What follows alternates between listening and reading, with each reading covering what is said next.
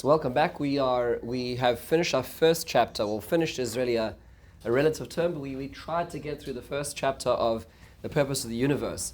What we're going to try to do now in this next step, as we learn through the Derech Hashem, is not to appreciate the universe as a whole, but to transcribe that idea into humanity. So where do we belong in that scheme of things? Now, we did touch on this at the beginning because a lot of the purpose of the universe centers around humanity's fulfilling their purpose, right? So we have that. But the question is specifically, how does that look in real terms? So let's start at the beginning. We move now into chapter what's called Perek Shlishi, the third chapter. Remember, the first chapter was describing God. We did not spend time on that Perek as much. We spent more time on the idea of the world. Now, what he does is he does a very wonderful thing, which is he gives us a summary of the previous chapter with one addition in the first paragraph, which is helpful. This will lay the groundwork for our discussion today, which I think is quite fascinating because although we've seen the big ideas, we've not seen the specific ideas. Like, why does that translate to the world that we know, we feel, we touch? Why is it as it is? So let's start at the beginning. So he does a quick reminder. Kvar Zacharnu, he says, we've already mentioned, Heyos ha'adam oisa habriya hanivreis lidavek boy yispar hashemai, since humanity is that creature which is meant to cleave to him. Why is cleaving to him the currency? Because why is cleaving to him the currency? It must be because that's the greatest form of good, right? So for it to be the greatest form of good, that's his giving of it, is for us to achieve this. And this creature is sort of in limbo or in balance between completion and deficiency. And the possibility, therefore, is to make the choice to be more shalem. This needs to be by this creation's own free will in order for this to work. If this creation had any reason to have to be forced, whether the compulsion is internally, externally, whether it is incentivization or force, whatever the reason is, then in that case, that achievement of that, based on that choice, would not really be complete. That would not be what Hashem wanted, because he wanted to give the greatest good to humanity. Okay? Therefore, it was left up to that creature's free will. Therefore, it needs to be equally weighted. So this is now the new idea that he's introducing, which is for choice to work, choice needs to be balanced. Which means to say, sometimes when we're dealing with our kids, we get into this situation where we say, they don't want to get dressed. So you say, okay, do you want the blue shirt or the red shirt? Right? And you're giving them their space and they feel like they have autonomy, but really you're just getting them dressed. Until then a few weeks later, then they realize that they're just being tricked, right? So, or like when let's say as a parent, you sort of say, well, if you don't eat supper, you're going to bed right away, right? Look, they ate supper.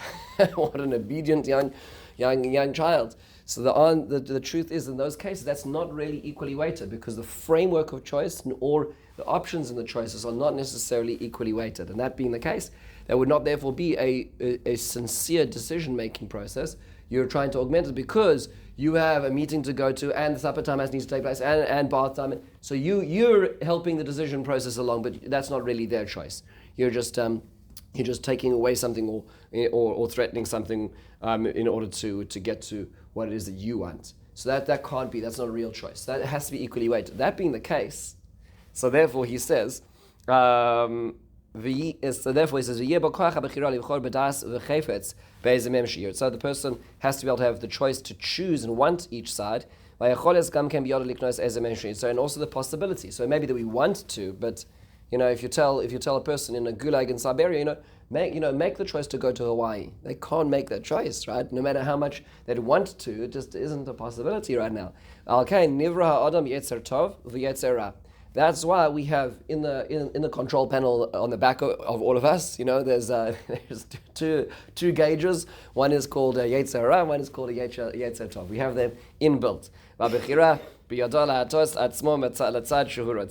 And the person has the possibility of choosing what they want. So that's interesting, which means to say that the actual the algorithm of decision making actually is internal rather than external. Yes, there may be circumstances that we're put in which make the decisions for us difficult or make us to have to confront certain difficult situations, but ultimately speaking, it's actually internally. Internally, we have that so to speak razor blade that we stand upon to go either way, good or bad, and that's the Yetzer Tov or Yetzer Hara. Now, we know this and we talk about these terms, but I feel like we throw them around so easily without really understanding. Like, because certainly in today's day and age where, we have everything is made into a cartoon or a video. So you kind of imagine, like the white little figure on the right shoulder and the dark or red or dark black figure on the other shoulder and whispering in your ear, which way, and kind of that sort of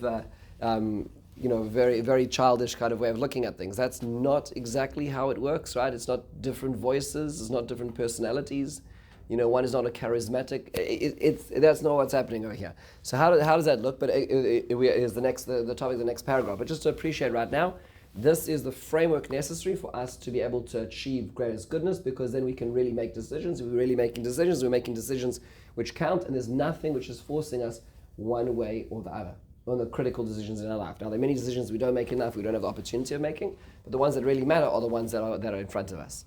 Interestingly enough, just for a moment, just stop here and to think about this. That means to say that let's say we're in a place in life where we couldn't make a decision, right? So that was taken away from us, right? So it's like the supper or bed options, or we just don't have that latitude.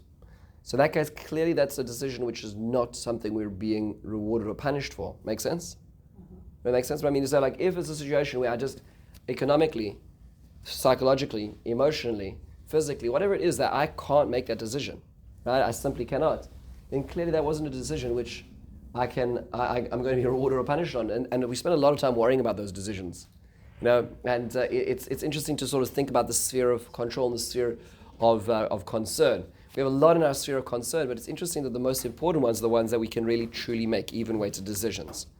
And those are the ones we try to avoid, but those are the real ones that count. It's easier to be in a situation of a victim of circumstance, but those are the ones that really make a difference in our life. So good. So this is really a summary, but now he's introduced the two players. The two players are internal, Yetzer Tov, Yetzer Hara. What are they exactly? How do they make themselves heard in our lives? So here's how it goes. Here's his argument, and it's very simple, it's very basic, and it makes a lot of sense. He kind of hinted to this last week. So paragraph base. Ulam, nonetheless, heyos hadavar hazeh. By the way, you'll notice that so many of these paragraphs begin with the word ulam or omnam, but or however, which is fascinating. So what it essentially is doing for us is the following. I think if we were to have a conversation with the Ramchal, he would say, everything I'm saying here is self-evident. Right? He's saying, I'm not introducing to you ideas which you've never heard of, which don't make sense by themselves. I would like to tell you things which, if you spend enough time thinking about, you'd have to arrive at. So I've now described to you these all things. This. Now, I did introduce the idea, he says, of Hashem wanting to do good. Now, once you have that, you should automatically arrive at the conclusions I have, because the greatest good could only be if we're attaching ourselves to Him. You can only really achieve that if we're actually earning it. How could we really earn that? If we're making free choices. We can only make free choices if. So every step of the way, it's almost however, because there's still pieces missing. It's almost as if, so the next logical step we may need to take is this. Here's the next logical step. So just to sort of follow in this way, it's almost as if everything he's saying is self-evident, and it makes so much sense. So now that he said these Yetzer Tov, Yetzer Hara, so however, what does it mean? What does it look like? For this to really work, a person, therefore, is also composite of two opposite ingredients. A person is comprised of a soul, which is cerebral and pure, and a body, which is material and gross, sort of gross in terms of like not pristine, not fine. Shekol echad mehem yiteh b'teva letzidai. So each one is obviously pulling in its direction to its place where it finds its natural comfort. sechliut. So the body pulls towards materialism because that's where it is made from, and the soul is pulling towards ideas, which is where it is pulled from. But timotzei beineihem milchamat. Therefore, they're going to have this continual war. In the way that if the neshama makes the prevailing decisions, tis'alehi v'ta'aleh haguf ima, that it will therefore elevate that which is attached to it, because the body and the soul are inextricably connected during this world. So if it makes the right decision, the body is pulled with it. And the person therefore will be a complete human being. So if let's say a person allows materialism to be the driving force of decision making, in that way, where the body, so to speak, returns to its quarry, its natural resting point, and it pulls the neshama with it. That person will be further away from completion, and therefore is further from Hashem. Every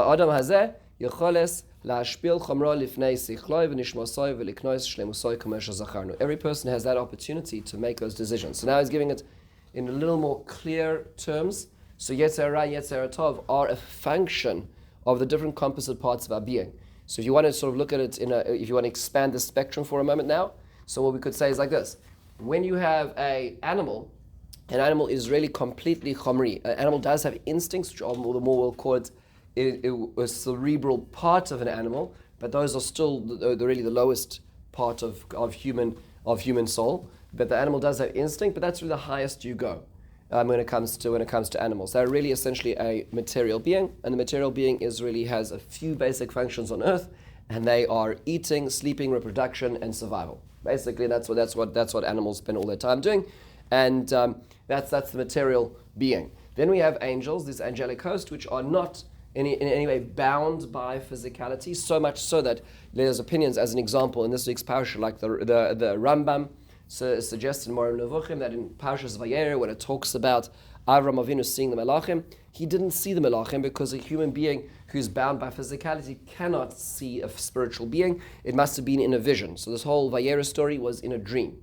That's what the Rambam says, because it's so distant is the cerebral reality of an angel to a human being. We don't have the capacity. Our five senses are too limiting for us to see beyond. So that not everybody agrees with that. Most people disagree with that, but just get a sense of how far it is. So let's look at those opposite ends of the spectrum. So you have a spiritual being, you have a physical being, and now you have the human being, which is kind of this in-between, where God fused the two together.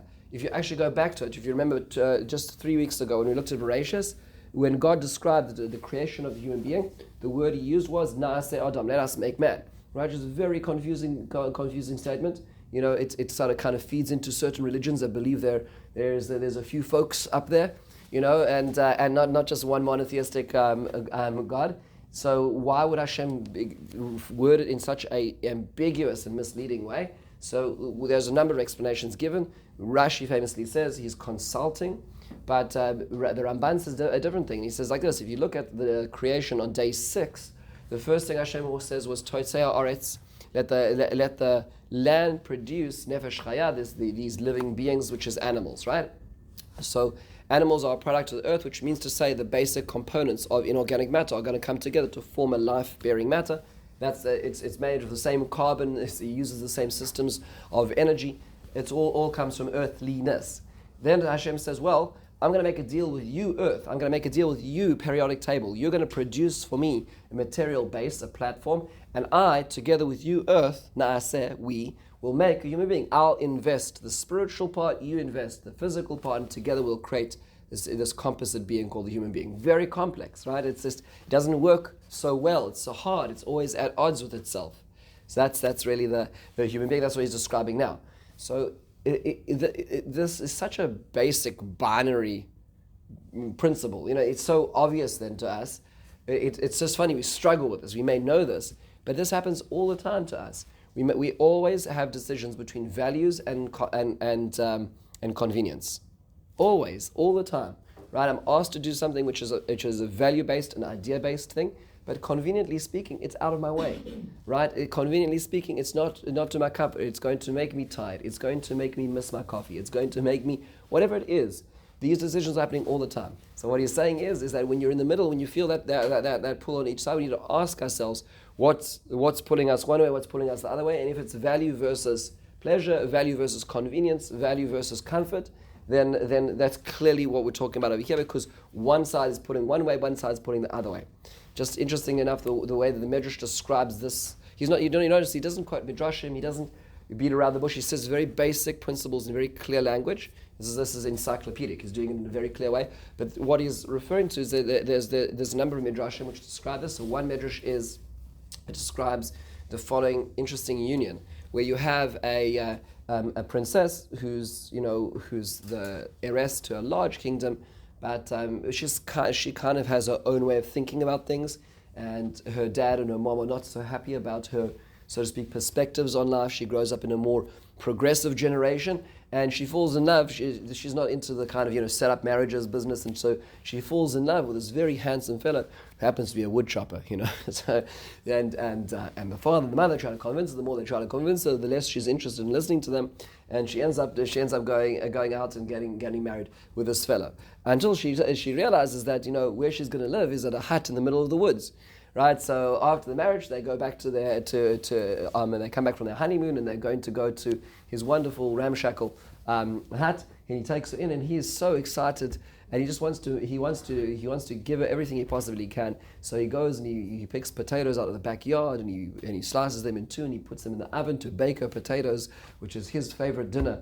And as she looks at it with the wooden spoons which are mismatched and served on these cracked plates, there's a certain revulsion in her, and he's so sad because he's trying so hard to give her what it is that she wants, and ultimately it's not really what she wants, and no matter what he does, it doesn't really work, and so and she's disappointed, he's frustrated, and it's a very difficult situation. Says the Medrash, what that means is that's kind of the journey of the soul to this world.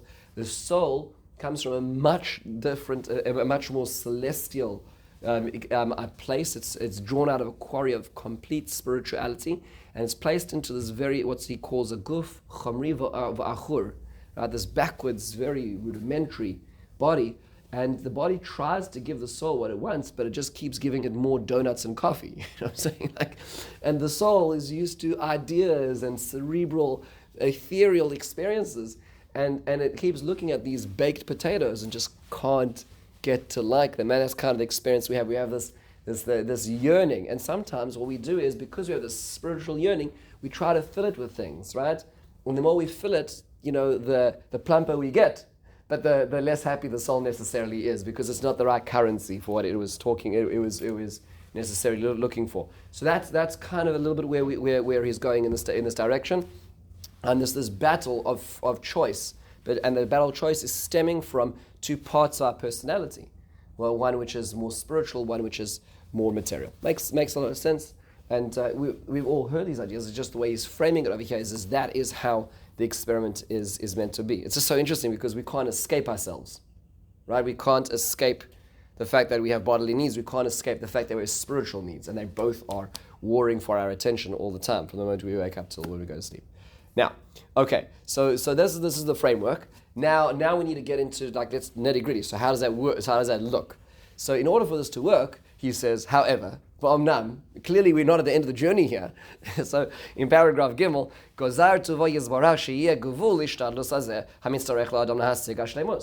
for any good test, you need to have an endpoint, right? So let's say you have a standardized test and there are 7 billion questions. Nobody's going to pass that test because there's no way to finish that test. So clearly there has to be 20 questions, 30 questions, 40. There needs to be a limit as to how long it is that we're in this obstacle course to make these decisions. How many decisions are we being given on this test? And therefore, when we finish that test, then we achieved it because we passed all these increasingly difficult decisions in our life. And then we can achieve completion, because that was the whole point of this. So God therefore obviously needed to create 2 separate time zones. So obvious, right? You need to have a time where we're working, we're being tested, decisions are being made, and then there's a time where we're cashing in, lahavdil, right, where we're receiving. Now, remember, he pointed out that the two are interconnected, and that the better the decision I make, the better my so to speak, Zman Kibbul Sachar, receiving the reward, and who I am, meaning they're interconnected. It's not like I'm, getting the tokens and I'm getting the prize. I'm actually a better person by the decisions I'm making, but nonetheless, there's two different times for doing and for receiving. We've seen this kind of idea. I'm sure we've heard this kind of idea. This idea is all through Talmudic thought is clearly replete there. Example being, the Gemara in Avodah Zarah talks about how at the end of time the nations of the world are going to come in front of HaKadosh Baruch Hu is going to stand up there metaphorically with a Sefer Torah and says, anybody who is involved in these ideas, come and receive your reward. And there's a clamoring, everybody comes to God and says, God, we did all these wonderful things for you and for the nation of Israel. And Hashem says, not really. And they ask for a second chance, the nations of the world, and Hashem says, I'll give you a mitzvah kala, an easy mitzvah, and he gives the mitzvah sukkah famously. And the Gemara interjects and says, but wait a second, hayom that the rules of the game is that the mitzvahs are to be done today, and tomorrow to receive reward. So it's not fair. After the game's finished, there's that kid who says, can I take the test again? It's like, no, I gave you the rule book. It was pretty clear, right? If you wanted to read it, the Bible was on any shelf in any motel. You could work it out, right? So if you think about this, it makes sense. There has to be a limit, and this is the basic idea. Therefore, he goes on, however, Hashem is generous to us, that he gives us the earlier time, which is the working time, that's the test-taking period, is a limited period. Because that's what Hashem wanted it to be. He wanted it to be easier for us. But receiving reward, that's without end. That's very hard for us to grasp, right? We like ends, we like boundaries, we like measuring things and graphing them, but it doesn't have an end, right? And why is that necessary, by the way? Empirically, why is that necessary? Because if you're attaching yourself to God, and God is infinite, then there can't be an end to that, right? So that obviously that has to be that's the necessary definition of that period, which is hard for us to perceive. But clearly, this period is limited. Now, just to clarify, that doesn't necessarily mean, I think perhaps the way that a lot of people think of this is well, the human lifespan is limited, right? So we live. That's true, but it's actually more than that. It also means to say the entire confine of Olam Hazeh is limited. Right, there's a specific end point to Olam Hazeh as well. So this world's going to end at a certain point when it turns over to Olam Haba, which comes down to an interesting debate, which is just worthwhile noticing, and that is that what happens to a person after death? Although there are reports of folks who do come back, but generally speaking, we don't have so many people telling us about what's going on there. So we look into Torah sources, and Torah sources tell us that it was actually a little bit of a debate. There are those like the Rambam who understand that a person automatically enters into Olam Haba, into the world to come, which essentially is a parallel world to the world that we're in. So a person passes away at the time, hopefully that it's appropriate to them, and then their soul then detaches, enters into Olam Haba. It's the parallel track, essentially. Most people disagree with the Rambam. The Ramban in the Shiur HaGemul as being one of the predominant colleagues who argue on the Rambam, and clearly the Derech Hashem is going in the direction of the Ramban, which is the Kabbalistic track, which is that we'll see this more in detail, but after a person dies, they do not go to Olam Haba. There's a waiting room. When a person dies, it's still Olam Hazeh. Olam Hazeh is, if you think of what you just said now, there's a fixed time for this world. When a person dies, they have not left this fixed time. They're in a spiritual part of this world, but it's still Olam Hazeh. When does Olam Haba start? When does that period of receiving reward start? That's at a fixed point in the future. That's going to be when the entire world is going to either enter or not enter it. Right? It's very in or out. There's no partially in or out. When it comes to that, that's in the future. That means to say the resurrection of the dead will be when bodies and souls are reunited to have another opportunity of chance in this world, and then at the end of that will be Olam Haba. Just to clarify what he's saying here, this is a matter of debate which he is taking a side on as it goes. Yes, Ilana.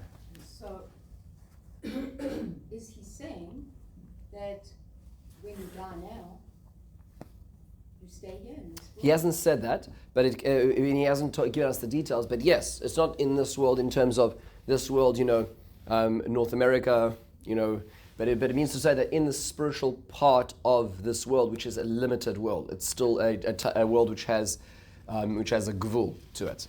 So Okay? when we say someone that died is now gone to the Kisei HaKavod. Really, it's Gan Eden is a better term to talk about it. Yeah, it's a me'ain. It's what's called me'ain olam haba. It's not really olam haba itself. So it's similar to. He'll get to some of these details soon as well. Okay, yeah. Well, it's good to know that there's specifics. You know, it has to all fit into place, right? It has to fit into place. Yes, yes, Rosemary. So the question is, I've got a name. What's your name? Ilana. So when a person, we say, oh, he passed away. So he's in the waiting room now? Because when my late sister passed away, I said to the rabbi, I can't believe it. I have so many questions. And he said, don't worry. When you get to see her one day, whenever it'll all be in front of you. You'll have no questions because it'll be there. And I've heard that a few times. It'll all be there. All the questions. It all makes sense, right? All the questions we have about why that person, why, how. Sorry. It's going to be, why are you sorry?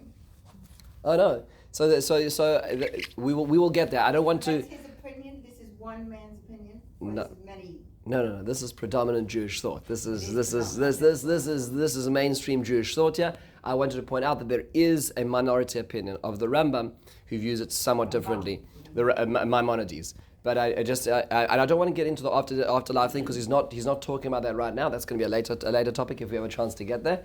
But I do want to point out that this argument itself has ramifications in terms of post-death. It's still olam hazeh. It's still part of that fixed time. That's what he's saying. Yes. Is this where this concept is where you get the concept of Gilgul Neshamot? Because complicated, yes, but because it's part of that, yes. By necessity, if a neshama hasn't yet finished its job, it's going to possibly, or part of it, will have to come back to finish that particular role because it's still in.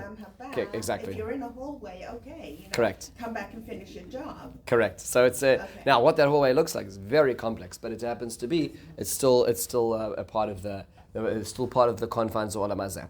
Okay, so folks, all he's done right now is he's just said is that for this whole experiment to work, and when I say experiment, I don't mean it lightly, because it's not as if this is this is us, this is our reality. But for this whole idea, this whole concept to work, it needs to have two separate times. Make sense? And we call that olam haba and olam hazeh. Right? So now the next step is we've talked about separation of time. The next point we need to talk about is separation of place. So, however, that's the next logical step we need to make is in paragraph Dalet. Ulam, kafi hayischalev zmanoi. According to the differences of times, kach ro'eli sheyischalev matzavoy or mikrav. Not only the time is different from each other, they're distinct, but what happens in each of them has to be different. Kafi ki kol zman ishtadlos, all the time of working, that's the olam hazeh. Hinei tzarech sheyeh b'tuchuna achas. Needs to be in one particular manner or characteristic. Sheyuchlu limotzei boy kol ha'inyanim ha'mitzrachim loy lefi inyan ishtadlos hazeh. It needs to have all the necessary inventory for it to work. It needs to have all the wherewithal in it for that to work. Perush, what does that mean? Ki hinei muchrach shetimotzei loy ha'milchama shezacharnu b'dasechel ha'chomer. It needs to have the war between the ideas and the material. And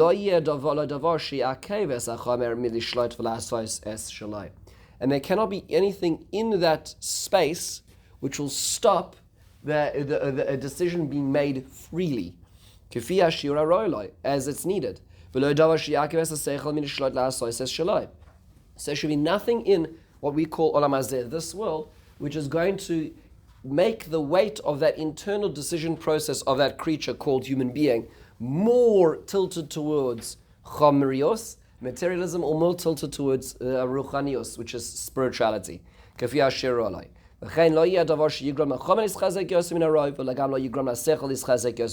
be nothing in this place and container, so to speak, which is going to augment one side over the other, because that is internal. We are a human being internally. There should be nothing on the outside of this space which is going to pull us one way more than the other. Ki av al pi shemitzad echad haya nireh ze yoser tov, hine lefi hakavon ha'meitis va'inyan ha'nirtzeh bo adam shu kinias ha'shlemus b'ishtadlusoi einenu tov. You may say, wouldn't it be nicer if God made it easier for human beings to make spiritual decisions? Just give them extra clues, right? Make it a little easier. Candy at the end of the road, way stations, make it easier, something.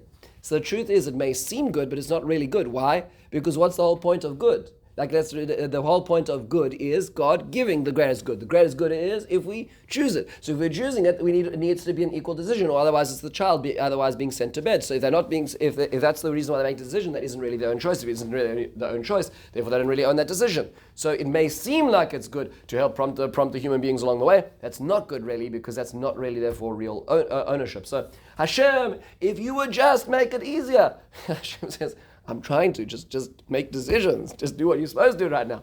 Right? So Hashem just go, reach down into our life and tell me and let the voice come from heaven. And no, Hashem says, I'm not making it easy because that's not good. It's not good for you, my child. Right? That's what it seems to be. In the time the person receives reward, and therefore in the second time zone, which is Olam Haba, it is the opposite. All control of the material in that time, if there was too much materialism in Olam Haba, then it would actually be a hindrance of cleaving to Hashem, and the whole point of that is being close to Hashem. Well, okay, and that's why at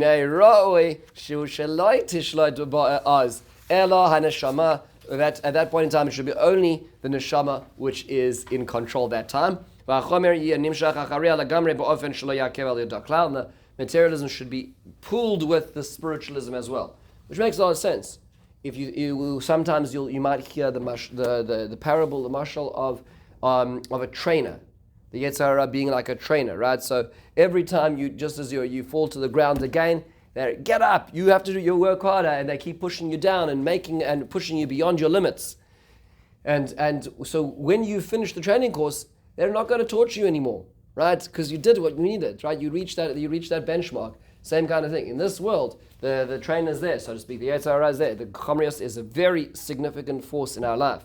It comes to the Olam Haba, that recesses because it now is pulled next to the spirituality. You'll notice something interesting over here as well, is he does not say that the world to come is completely devoid of physicality. Did you notice that?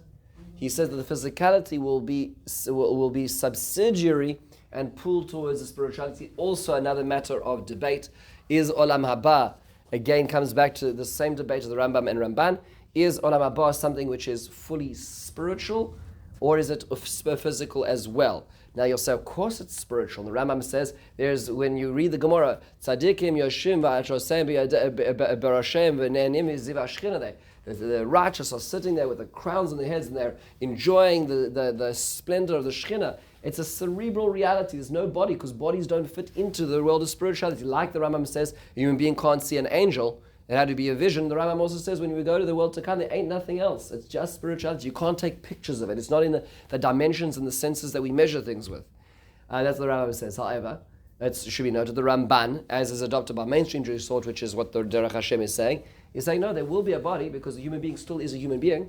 It's just that the body will be refined sufficiently to be able to get there, which is why the body goes through a process of refinement in the grave. The soul goes through a process of refinement after we call the station in what we have is our physical world around us. They are reunited to enter into Olam Haba at that point in time. So you just notice that detail, which is significant over here. The Ramban does point out that in that Gemara, which says Tzadikim Yoshim V'Atrosem B'Rashem, it still talks about sitting and their heads and crowns, which are all physical descriptions. So his point is that if it wanted to be so it just happens to be there are details in there which are also physically what that looks like, complicated, what it means to refine a human body to the point of being deserving of being in a spiritual format is something quite profound.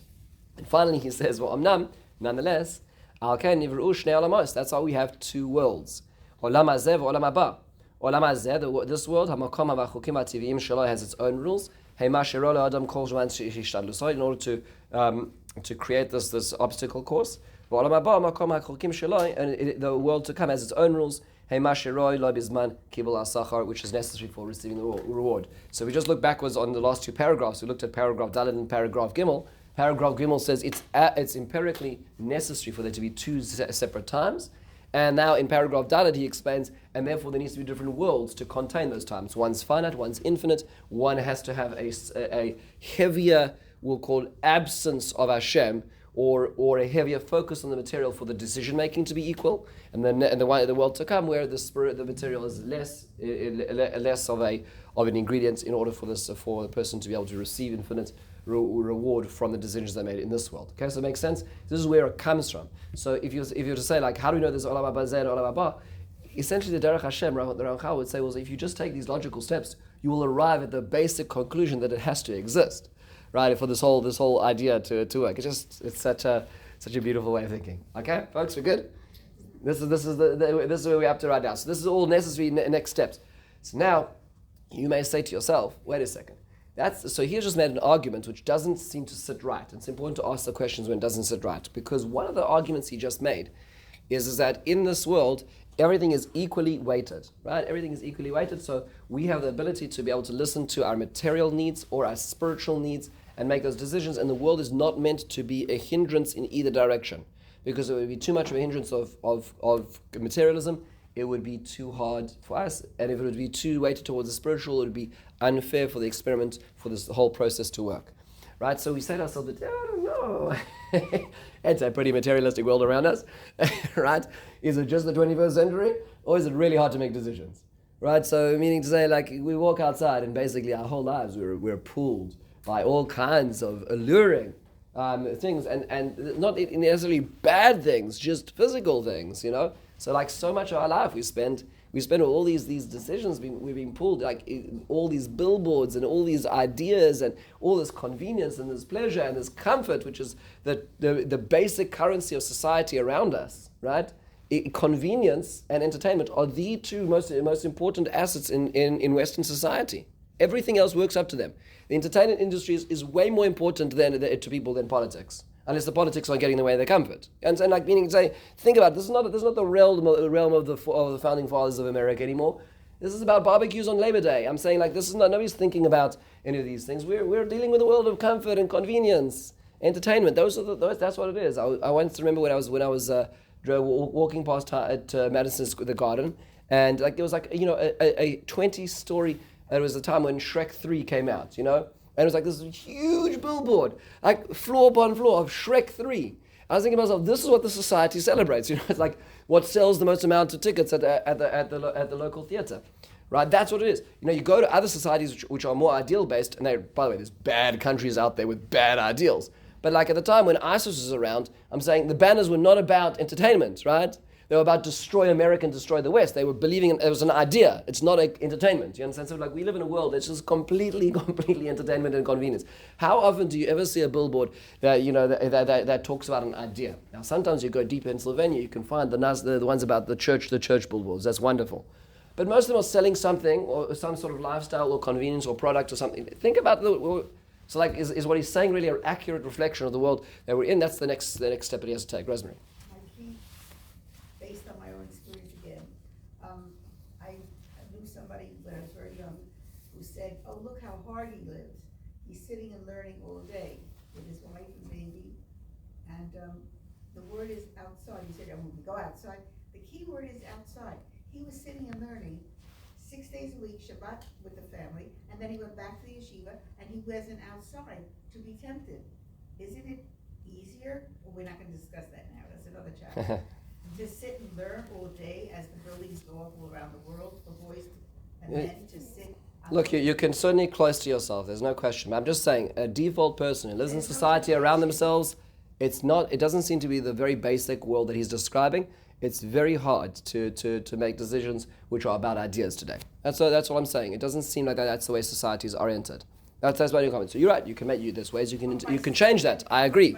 But I'm just saying, default person going through a default society, we are buffeted and pulled in ways which seem to be very weighted towards one side of this equation, more than another. So that being the case, how's that reality? So answer is he's about to answer.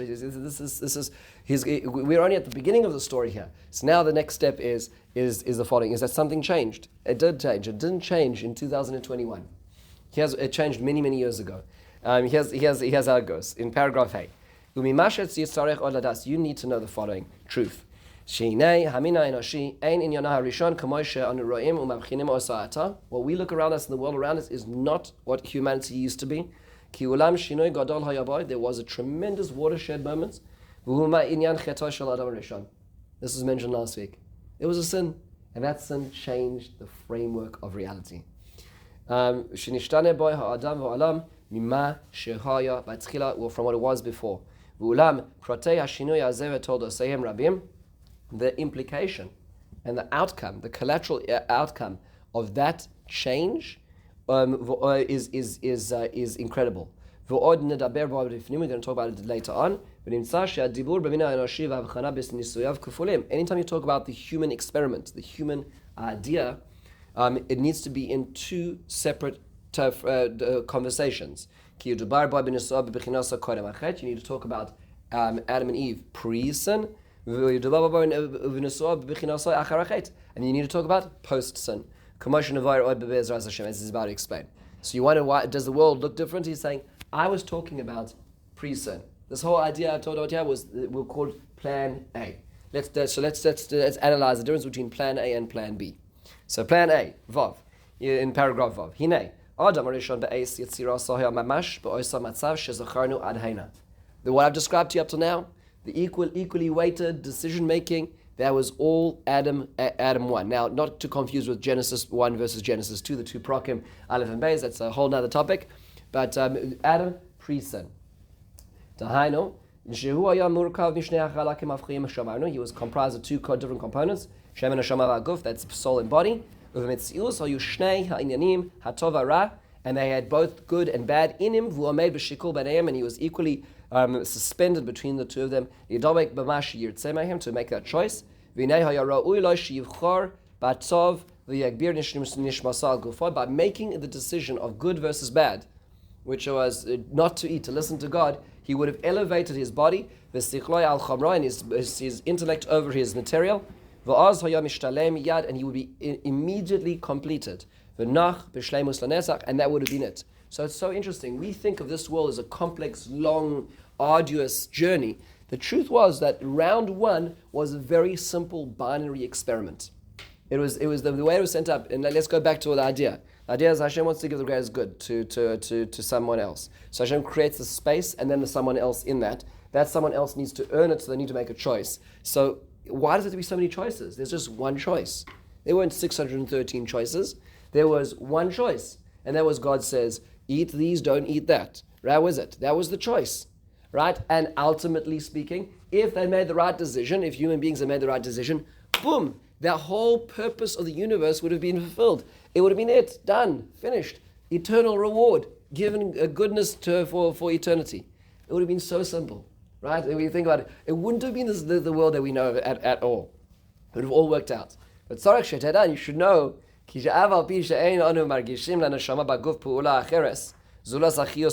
we try to sense our soul, when everybody talks about, I sense my soul, you should always either be worried or very attentive to that person, because not everybody is very in touch with their soul, right? So we sense our soul, he says, when we reflect on our intellect and our more ethereal emotions. The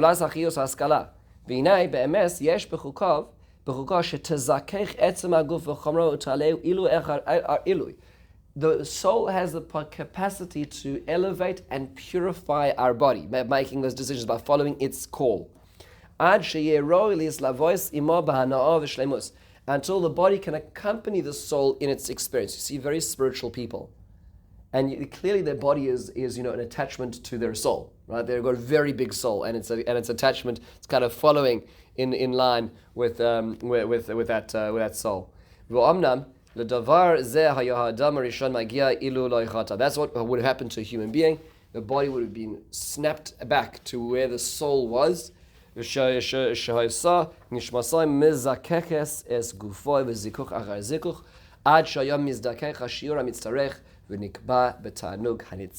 would have been eternally attached to a spiritual being. He would have tilted the scale towards this being a spiritual being, not just being a material being. However, but since the human being decided, He does not get into right now why the human being would sin. I would like to leave that as a question. Why the human being would choose option B.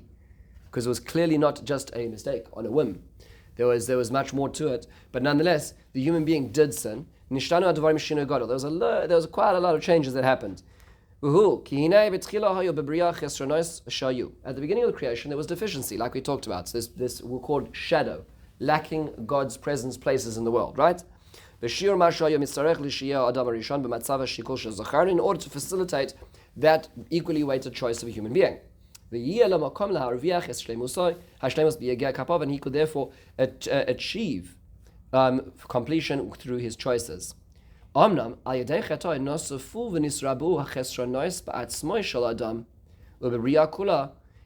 when a person sinned, material became more of a factor internally and externally. The human being, so to speak, the weight on the spectrum was pulled more towards the material. And therefore became harder to fix what was before. Perush, what does that mean? At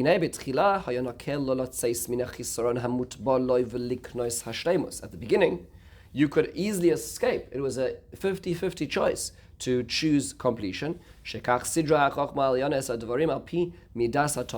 that was how the experiment was conducted. This whole idea was conducted in absolute good and justness.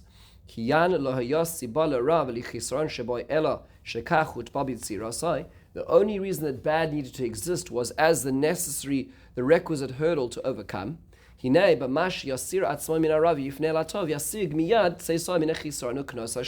moment I avoid or I overcome this hurdle, I no longer need that hurdle, and therefore the hurdle goes away. When we sinned, that completion now is hidden more. Now there's more deficiency around us. And we did it to ourselves, after all. It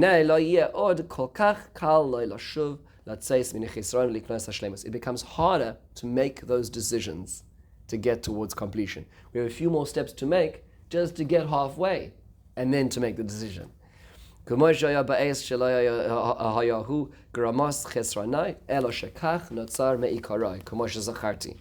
this is as he explains.